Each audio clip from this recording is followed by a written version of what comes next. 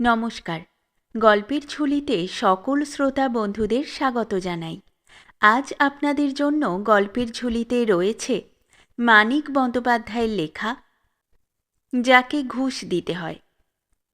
গল্পটি ভালো লাগলে একটা লাইক এবং কমেন্ট করে জানানোর অনুরোধ রইল। আর চ্যানেলে নতুন হয়ে থাকলে আরও গল্প শোনার জন্য চ্যানেলটি সাবস্ক্রাইব করতে কিন্তু ভুলবেন না। তাহলে চলুন শুনে নেওয়া যাক আজকের গল্প। মোটর চলে আস্তে। ড্রাইভার ঘনশ্যাম মনে মনে বিরক্ত হয়। স্পিড দেবার জন্য অভ্যাস নিষ্পিস করে ওঠে প্রত্যঙ্গে, কিন্তু উপায় নেই। বাবুর আস্তে চালাবার হুকুম। কাজে যাবার সময় গাড়ি জোরে চললে তার কোনো আপত্তি হয় না, কিন্তু সস্ত্রীক হাওয়া খেতে বার হলে তারা দুজনেই কলকাতার পথে মোটর চড়ে। নিজেদের দামি মোটর চড়ে বেড়াবার আনন্দ রয়ে সয়ে চেটে পুটে উপভোগ করতে ভালোবাসে। এত বড়, এত দামি, এমন চকচকে মোটর গড়িয়ে চলেছে শহরের পিচঢালা পথে। শুধু এই সত্যটাই যেন একটানা শিহরণ হয়ে থাকে সুশীলার। তারপর আছে পুরনো সস্তা বাজে মোটর গাড়ির চলা দেখে মুখ বাঁকানোর সুখ। আর আছে বোঝাই ট্রামবাসের দিকে তাকিয়ে ৩ বছর আগেকার কল্পনাতীত স্বপ্নজগতে বাস্তব প্রত্যক্ষ বিচরণের অনুভূতি।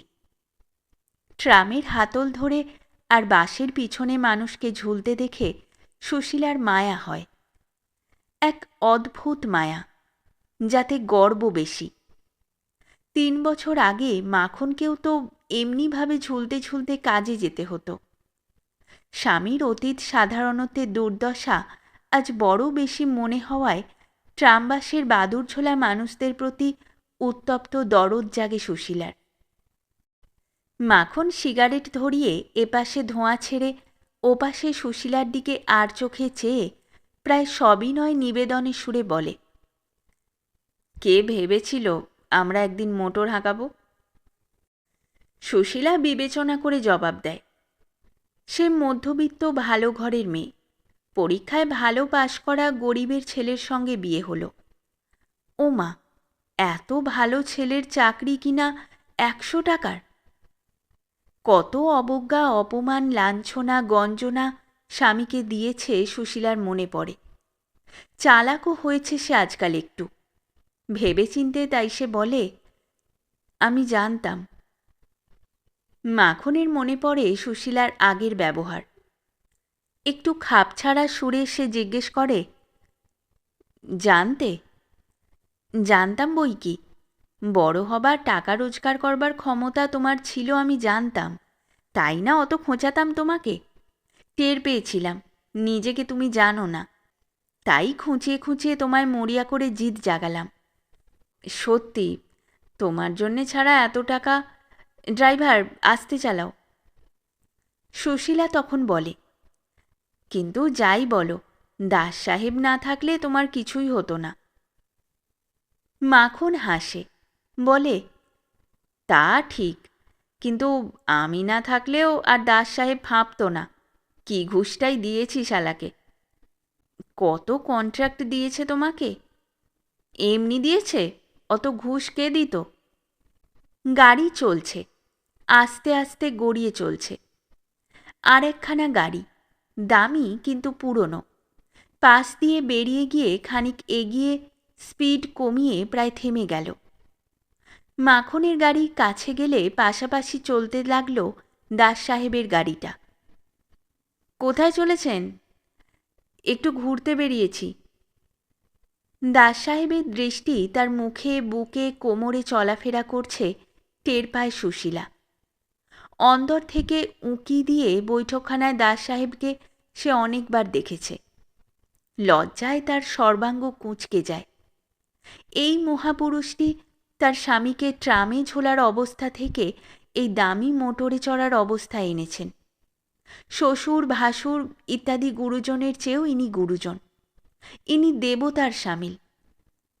আপনার স্ত্রী? আজ্ঞে। দাস সাহেবের প্রশ্নের মানে মাখন বোঝে।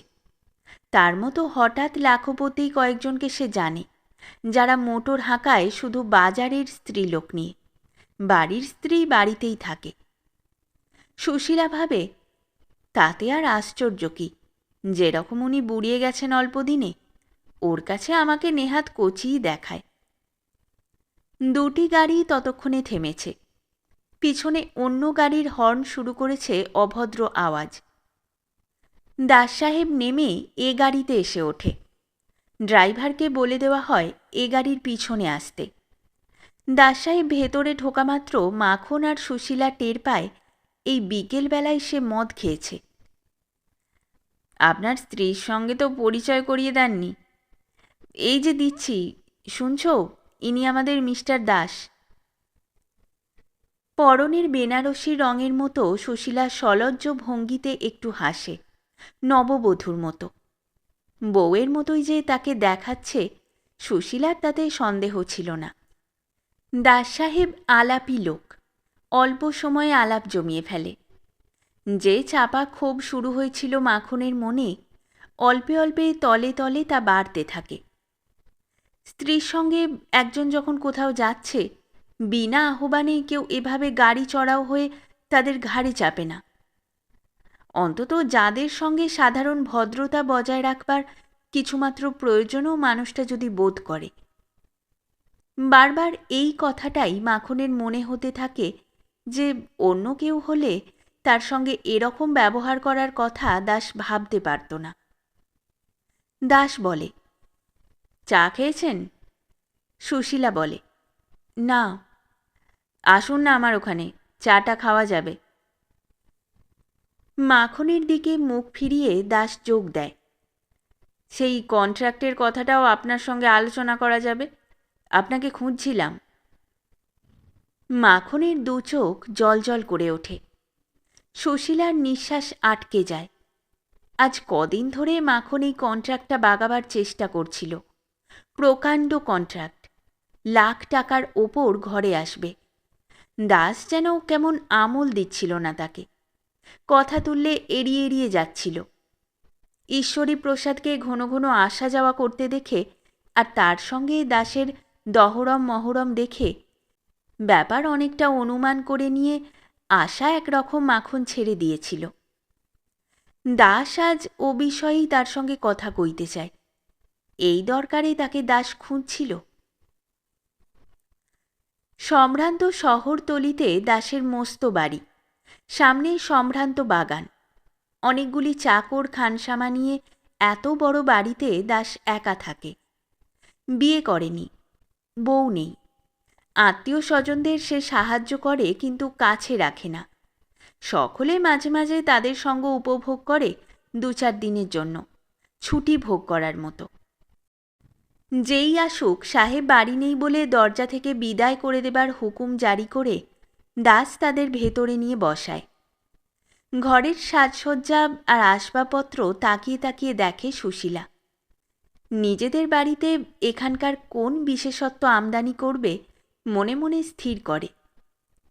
তারপর আসে চা। এ কথা সে কথা হতে হতে আসে কন্ট্রাক্টের কথা। সুশীলার সামনেই আলোচনা চলতে থাকে। গভীর আগ্রহের সঙ্গে সে সব কথা শোনবার ও বোঝবার চেষ্টা করে। উত্তেজনায় তার বুকের মধ্যে ঢিপ ঢিপ করে।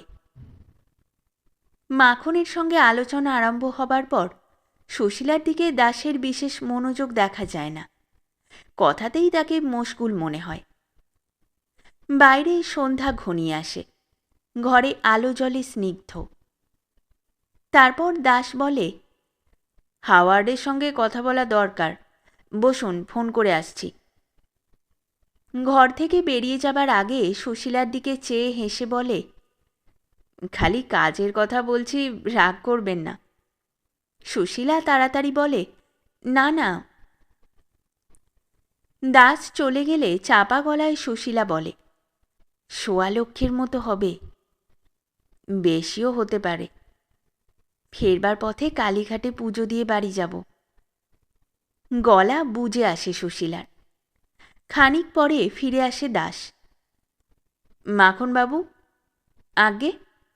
হাওয়ার্ডের সঙ্গে কথা বললাম, আপনাকে গিয়ে একবার কথা বলতে হবে। কাগজপত্রগুলি নিয়ে আপনি এক্ষুনি চলে যান, দুটো সই করিয়ে নিয়ে আসবেন। দাস নিশ্চিন্তভাবে বসে। আমরা ততক্ষণ গল্প করি, আপনাদের না খাইয়ে ছাড়ছি না। দাস একটা সিগারেট ধরায়।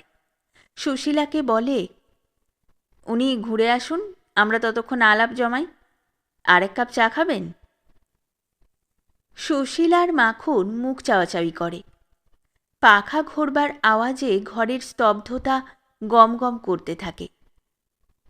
মাখন আর সুশীলা দুজনেরই মনে হয় আওয়াজটা হচ্ছে তাদের মাথার মধ্যে, অকথ্য বিশৃঙ্খল উদ্ভট আওয়াজ। তারপর মাখন বলে, তুমি চাটা খাও, আমি চট করে ঘুরে আসছি। সুশীলা ঢোক গিলে বলে, দেরি করো না। না, যাবো আর আসবো। গাড়ি রাস্তায় পড়তেই মাখন ড্রাইভারকে বলে, জোরসে চালাও, জোরসে।